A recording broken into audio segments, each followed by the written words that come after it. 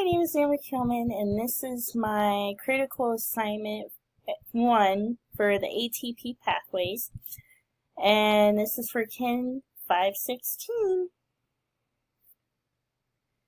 I'm going to start with the steps of each pathway, and then I'm going to go to my diagram in order to make it go a little bit smoother and easier for everyone to understand. For glucose, the first step is glycolysis. Glycolysis is an anaerobic process, so that means it's without oxygen. The next two are aerobic processes, which means that it is with oxygen.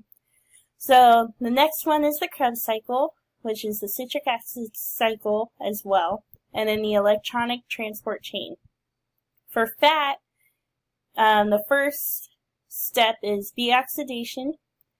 And then the next step, just like glucose, is the Krebs cycle, or also known as the citric acid cycle in the book.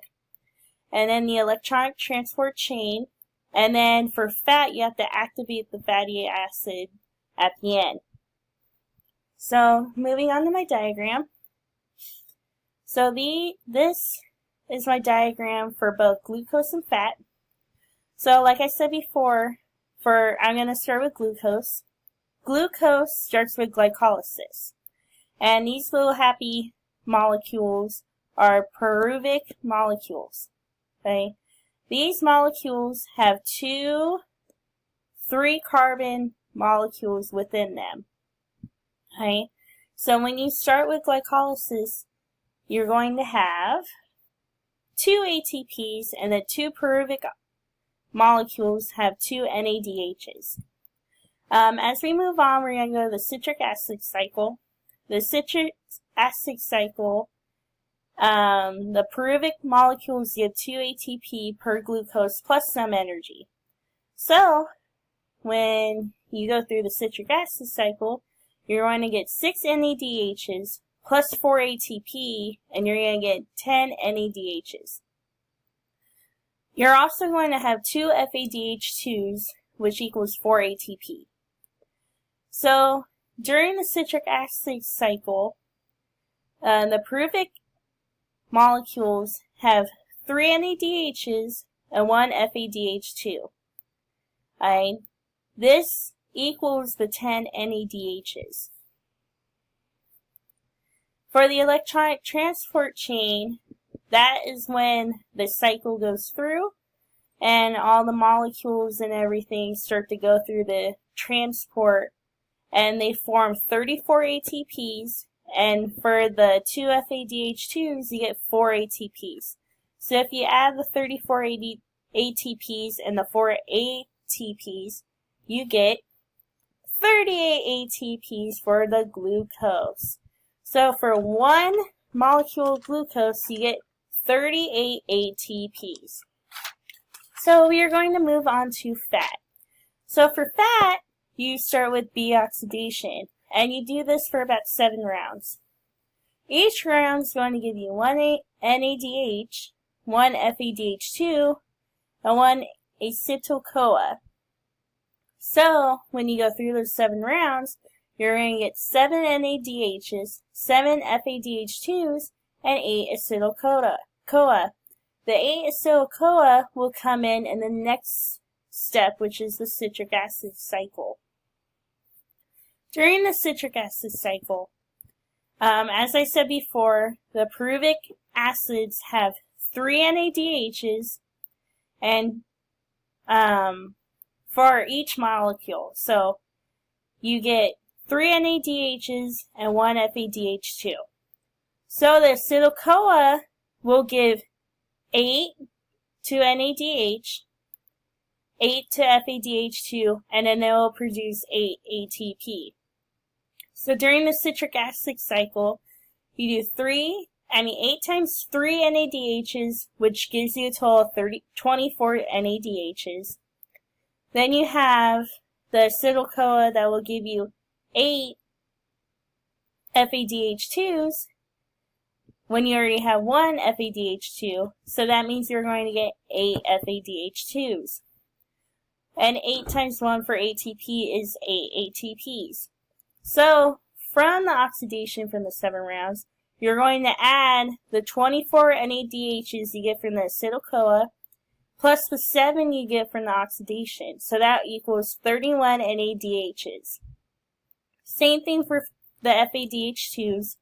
You're going to add the 7 you get from the oxidation plus the 8 from the acetyl-CoA, and you get 15 FADH2s. And then you just bring down the 8 ATPs. So for the next step in the electronic transport chain, you're going to take the 3 NADHs you get from the pyruvic molecules and the 2 FADHs you get from the pyruvic molecules, and you'll take 31 times 3 and you get 93 ATP. Then you're going to take 15 times 2 from the citric acid cycle, and you're going to get 30 ATP. So you're going to bring down the 8 ATP from the citric acid cycle, and you're going to add the 93 ATP from NADH, the 30 ATP from FADH2, and the 8 ATP from the citric acid cycle, and you're going to get 31 ATP. So, in order to activate the fatty acids, you have to synthesize them. So when you hear the term synthesize, that means you have to use ATP. So when you're using the ATP, it's equivalent to 2 ATP. So what you're going to do is you're going to do 31 ATP minus 2, and then you're going to have a grand total of 129 ATP for fat. So as we move on, the result for 1 molecule of glucose is 38 ATP, and for 1 molecule of fat is 129 ATP. So how do the pathways interact across exercise intensity and duration? Well, during exercise, you create something called lactic acid. Lactic acid is why you get sore after a workout. Right? Usually when you have lactic acid buildup, you want to make sure that you stretch after the workout so you're not as sore the next day. So if you don't stretch after a workout, you're going to be even more sore, and your body's just going to try to recover during the next few days.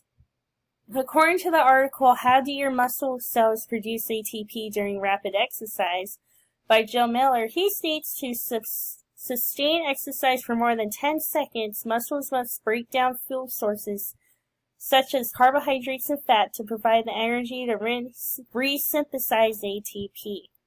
So, what that is trying to say, that is trying to break down fuel in order to keep you going, to have the energy to keep going and to keep working out. So that's where ATP comes in, because ATP is energy.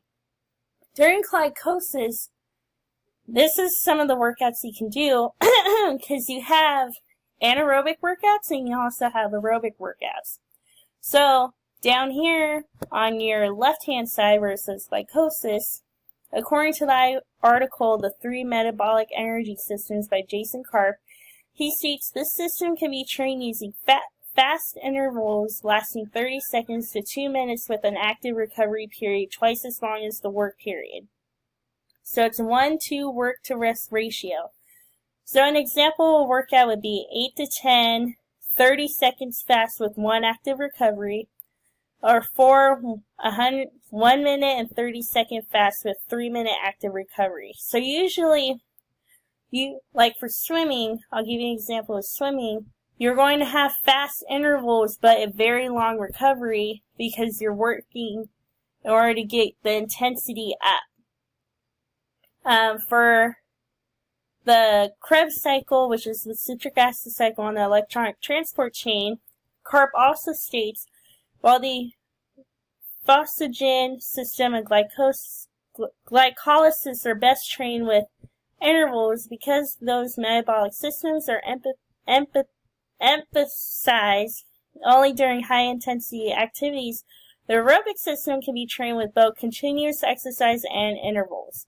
So an example would be 60 minutes at 70% or 75% maximum heart rate, 15 to 20 minutes tempo workout at lactic threshold intensity, 80% to 85% maximum heart rate, 5 minutes to 3 minutes at 95 to 100 maximum heart rate with 3-minute active recovery. So this one you keep the duration and you're also to keep up the intensity during the workout. As we move on, the primary factors that limit ATP are not eating food, which means there's no sugar, and also no oxygen. I have an example for one of my swimmers because I'm a coach at the school I work at, and I was having them do dry land activities, and all of a sudden she said, I feel like I'm going to throw up. So we asked her, did you eat? And she said she didn't eat lunch. Not eating food will not give you energy, and you need that energy in order for you to keep going. Okay? Energy is very important when it comes to working out, because if you don't have that energy, then you're not going to be able to do the workout. You're going to feel terrible, and you can also die from it. Not having oxygen is also very bad, because we all need oxygen to breathe. So you have to make sure that when you're going to work out, you need to eat food, and you need to have oxygen. How the pathways apply in the real world. So, energy, we use it all the time. I'm using energy to make this presentation. I'm using energy when I'm making dinner, when I'm walking. So you're using energy anytime your muscles move. So that means you're creating ATP. But during exercise, you have to create more ATP because of the rigorous activity that you are doing. What that means for our ability to sustain movement and exercise. So, ATP releases and it also stores energy. This cycle helps to provide the energy to move and exercise. So when the ATP stores the energy, it creates more energy for us to move and to exercise. So the reason why we can't rely on fat to produce the most ATP for all exercise is fat is negative in our body. Usually we want to try to cut out fat if we can during our exercise, and that's why a lot of people exercise. According to our textbook, Exercise Physiology, Nutrition, Energy, and Human Performance by William D. McArdle, Frank I. Catch, and Victor L. Catch, they explain the power generated solely by fat breakdown represents only about 1/2 that achieved with carbohydrate as the chief aerobic energy source. So, when you're using the other, like carbohydrates, proteins, only fat will only use about 1/2 of that. With protein, you're going to use more. With carbohydrates, you're going to use more because those are more nutritious than fats are. There are some good fats, but fats can have negative effects, like it can create ketones in your pee, and that's not good for anybody at all because that can create toxic levels in your body. Thank you all for watching. Here are the sources I used during my presentation. I hope this helps everybody to understand ATP and the processes a little bit more. And I hope you guys enjoyed. Thank you.